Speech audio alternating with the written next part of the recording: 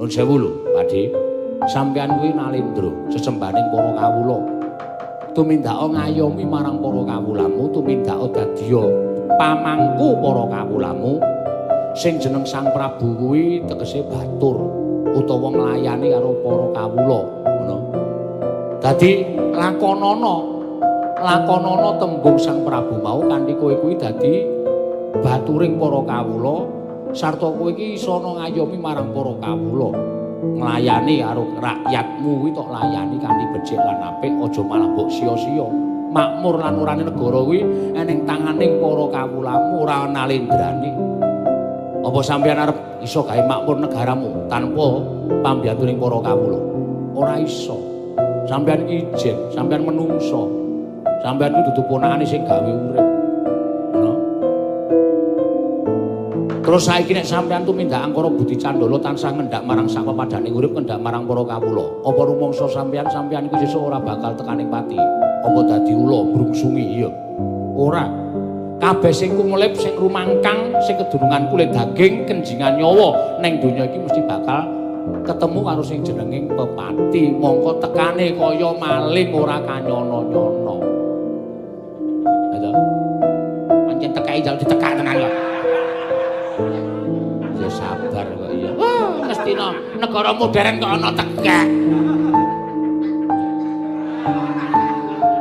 Suke. Marat. Suke banget.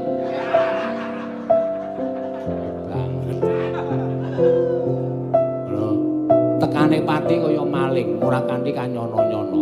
Sak Pakde lagi lenggah dampar ke Prabon, ngerti-ngerti Gusti ngersake dulu-dulu wis entek tulise, ya wis sampean bakal tekaning pati. Sampean lagi ngitung duit nang omah, mergo sampean ratu akeh duwite. Gusti keparengake mati, ya bakal mati. Panguwasa sampean ora bakal nguri panguwasane sing gawe urip. Mula sadar, mula eling. Elinging menungsa kuwi luwih becik tinimbang wong sing ora iso eling. Ngono. Sampeyan jangka isih dawa dibanding karo Pati Sengkuni, yuswane isih enom sampeyan. Ngono. Pakde isih dawa yuswane, isih akeh wektune supaya njaluk marang ngapura marang panguwasane sing gawe urip. Singkirke rasa memungsuhanmu karo Pandhawa. Pandhawa ki sedulur. Pandhawa ki adimu dhewe, kuwi wong tuaku. Kena ngopo kok sia-sia, kena ngopo pendak-pendak tok ancam patine lupute bapakku, lupute makku cilik apa aku tak takon. Apa ganggu negaramu? Ora to.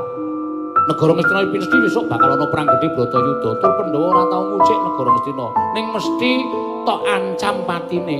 Selagine-lagi nindakke ngancam patine kuwi wis dosa. Ngrasani kepengin mateni wong lagi dibatin kuwi wis dosa lho, Dik. Wis, saiki bayangno. Dosamu sing tumpuk matikal kaya ngono kuwi lek nyaur arep nganggo apa? Bondo negara Ngastina ora cukup. Negara Ngastina ora cukup. Suwene uripmu tok nggo males kabecikane utawa tok nggo golek kabecikan ora cukup. Mesti eneng sisa-sisa dosa. Sisa-sisa cinta. Kakang Durna